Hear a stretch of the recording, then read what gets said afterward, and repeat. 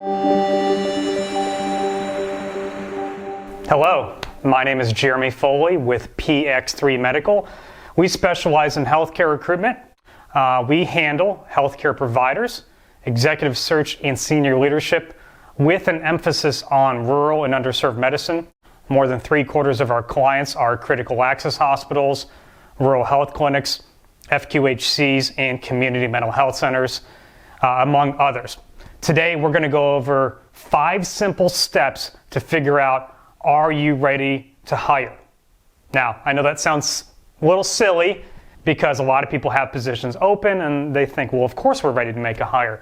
But before you post a position, interview, tell anybody, before you do anything, here are 5 simple steps, a checklist, if you will, to figure out, are you indeed ready to make a hire? So we're going to start at the top. Number 1 is motive. You have to have a clear motivation as to why are you making this hire. It's very simple to just get in a routine of things. Somebody leaves or departs and a replacement has to be found immediately, right? Well, not always. As we know, things change. And sometimes somebody departs and there's not a need for an immediate replacement, that work can be absorbed or maybe even distributed among the current workforce. Now, obviously, when we talk about healthcare, we're talking about healthcare providers. That can be very tricky. Sometimes there's a finite amount of provider staff, or sometimes we are already a little overworked and that departure is an immediate effect or impact on operations. And at that point, of course, the motivation is real. We got to get rid of that pain. We have to take care of the patients. On the executive or senior leadership side, of course, things can be a bit different. You know, when this person leaves, again, can these duties be absorbed by somebody else? Is the function really necessary? And obviously, I don't know this, you know these things, but you need to make an assessment before you jump into that hire immediately. Regardless, the motivation must be high. If you're not motivated to make a hire, then you're not going to do the things that are necessary. You're going to waste your time, you're going to waste candidates' time, and ultimately you're going to come out frustrated at the end of the deal without having achieved an outcome that maybe you don't want in the first place. So, motivation. Number 2 is profile. Again, this seems very rudimentary. You have to have a clear job description for what this hire is going to be. I can't tell you how many times I've seen an employer immediately post a position. Maybe we're working on it, or maybe they're working on it by themselves. Regardless, they move forward. They don't have a clear understanding of what they're hiring for. Sure, they've got a title. They have a overview or job description, but the details are in question. And so what happens? What happens is as they start entertaining candidates during phone interviews, during web calls, during even in-person and face-to-face visits, there's a lot of questions. They don't actually know where they're going to plug this person in, where they're going to work, the full scope of the position. And naturally, of course, you would say, well, who can take that job? Well, no one's going to take that job. Providers are not going to take a job unless they know exactly what they're getting themselves into. What is the scope of practice? What is my schedule? How many patients am I going to be seeing? Who am I going to collaborate with? What does the interdisciplinary team look like? Who can I call on when I have a referral? Is the network established? Is that something I need to set up? These things can't be answered in the middle of interviewing. They have to be set out beforehand.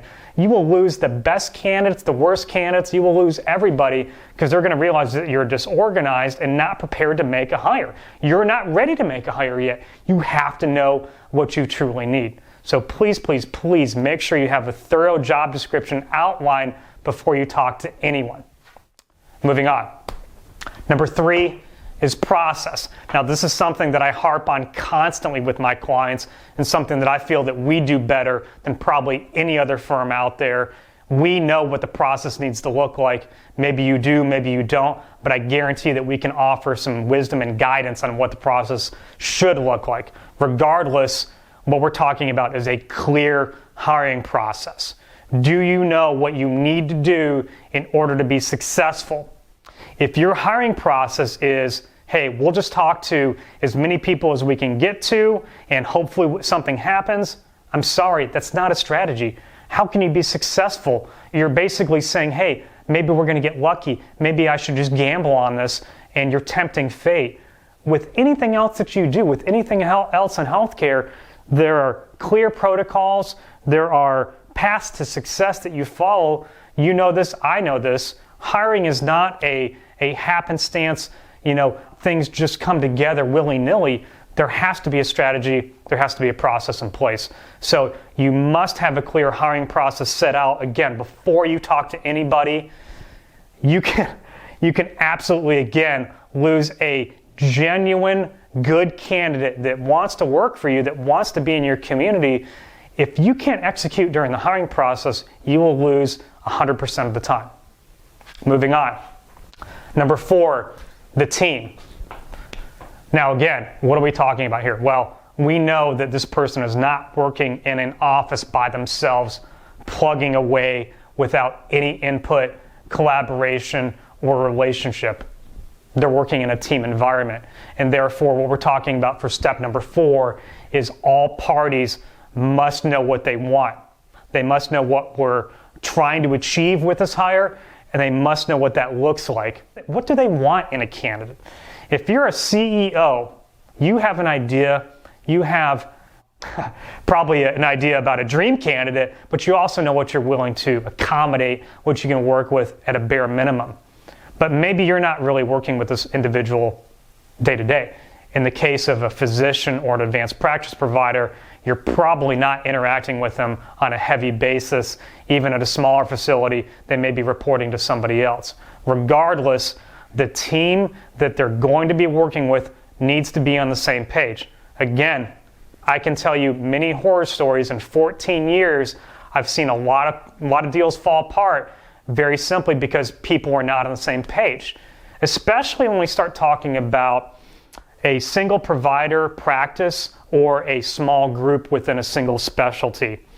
When we talk about, say, an orthopedic group that is maybe a bit more laid back, they like to take cases on a very custom or individual basis rather than anything that walks in the door.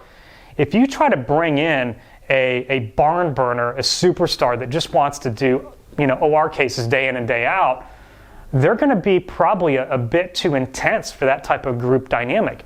So you've got to go back to the team and say, hey, we're going to hire for this position. What do you want? Because the last thing you want is your superstar candidate showing up, and then the moment that they introduce themselves to the physician, the practice manager, or whoever, there's an immediate headbutt or there's an immediate disconnect because it's obvious we aren't talking about the same thing. Again, you can never hope to make a hire, and you can interview 10 candidates or 100 candidates. If you're not all on the same page, you're never going to have success. So you absolutely have to have the whole team on board, and they have to know what they want. Okay, last one here is the offer. Now, again, I'm not going to tell you how many offers I've seen employers drop the ball on, either before I come in to help or after I come in to help. But this is probably one of the most critical stages of the process. Again, this cannot be just do it casually, do it the way you want, do what you think is right. You have to have processes in place before you even interview anybody. You need to be prepared to make an offer. So when we're talking about the last stage here, stage 5, what does it talk about? So we're talking about 1, do you have a template?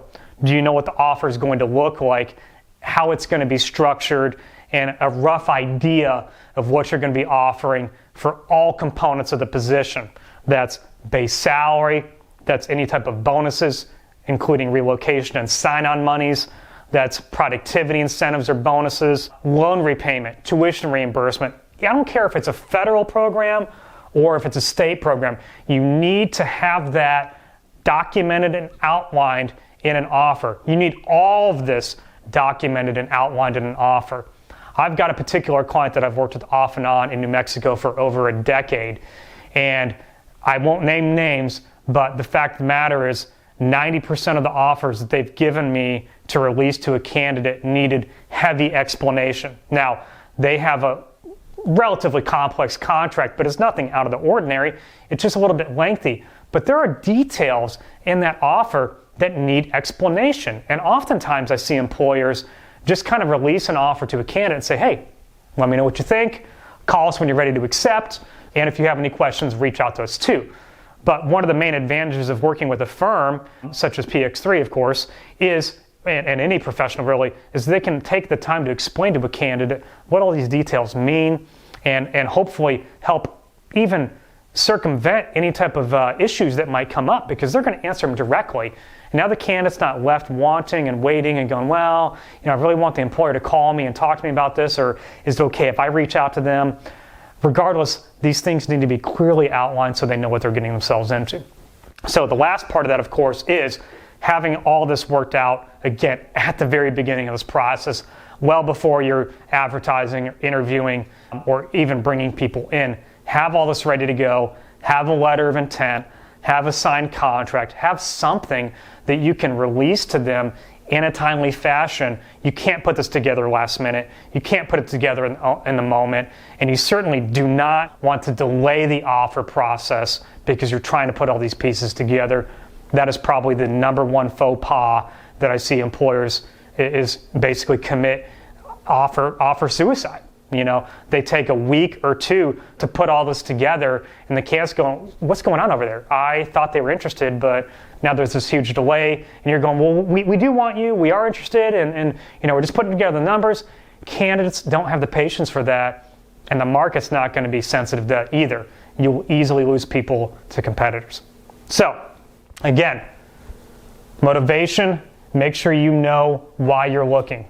2, you must have a profile or job description clearly outlined so you know what you want, and when you see it, you're going to know how to react. Step 3, process. Have a clear hiring process, the right people, the right things to do. Number 4, make sure the whole team is on board with this. They need to know what they want, what makes sense, and that way we can all execute on the same page. And 5, the close. Have that offer ready to go. Know what you can do, know what you can't do, and have it prepared. You can't figure this out last minute. You have to be ready to execute. Thank you for listening. My name again is Jeremy Foley, CEO here at PX3 Medical. We would love to assist you in your interview and hiring processes, or at the very least offer you a free consultation. If you're not sure if you have any of these steps outlined, if you need consultation on what to do, why to do it, how to do it, naturally we are here. And again, we are offering this free of charge. Whether you have an opportunity now or in the future, we are more than willing and more than happy to discuss that with you. We all wish you the best. Thank you. Take care.